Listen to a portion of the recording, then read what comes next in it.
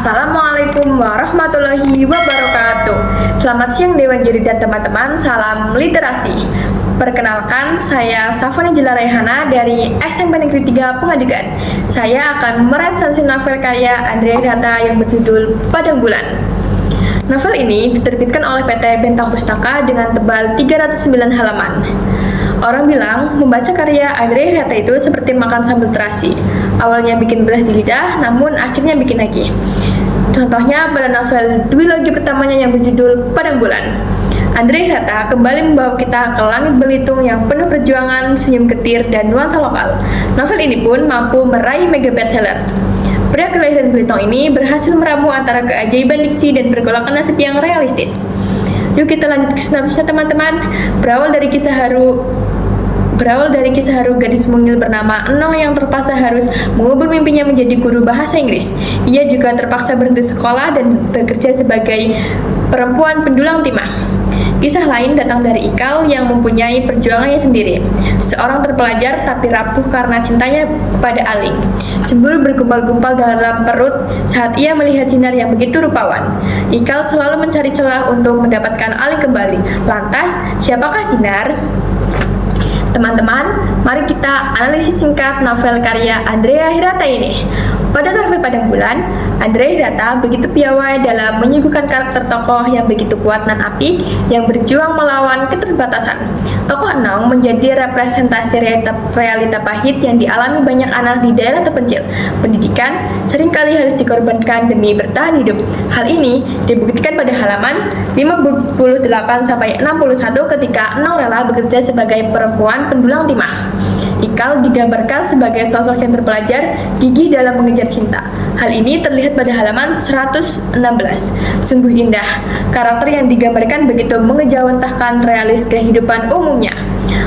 Membaca novel tak lengkap jika tak menganalisis sudut pandang yang dihadirkan. Sudut pandang Enong menggunakan sudut pandang orang ketiga, sedangkan sudut pandang Ikal menggunakan sudut pandang orang pertama. Tak kalah menarik jika berbicara tentang gaya bahasa yang terlukis dalam novel Padang Bulan.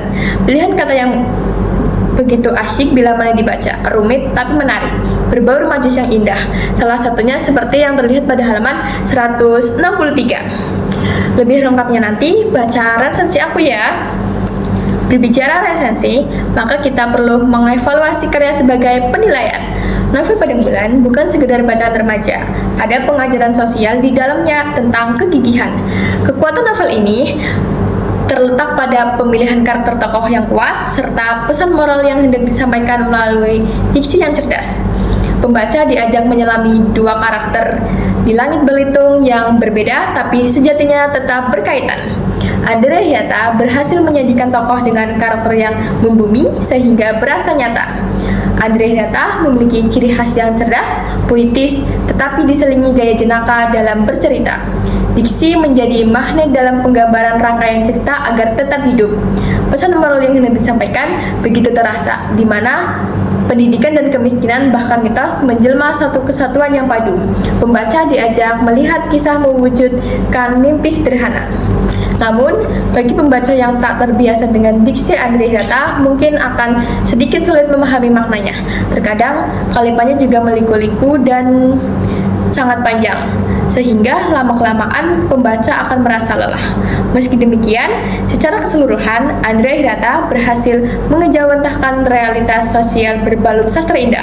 Novel ini dapat dinikmati juga menghibur, apalagi dibaca sembari minum kopi. Di bawah terangnya bulan akan terasa asyik. Jika direfleksikan, maka membaca novel Padang Bulan membuka pintu-pintu baru bagi pembaca untuk melihat budaya, diri sendiri, dan memahami cinta dengan cara yang tak biasa. Novel ini seolah sangat realistis dengan kehidupan sosial di mana anak yang tidak mampu acap kali harus berhenti sekolah dan terpaksa bekerja untuk bertahan hidup. Adapun kesimpulannya, bahwa Padang Bulan merupakan karya yang penuh warna kehidupan, suka duka, hingga jatuh bangunnya sebuah harapan. Terkesan elok untuk dibaca. Andrea Hirata mampu menghidupkan cerita sejurus dengan realis yang ada di novel ini. Sangat layak dibaca bagi mereka yang ingin kisah motivasi hidup, tetapi tetap terhibur oleh narasi jenaka penulis. Sekian dari saya. Wassalamualaikum warahmatullahi wabarakatuh.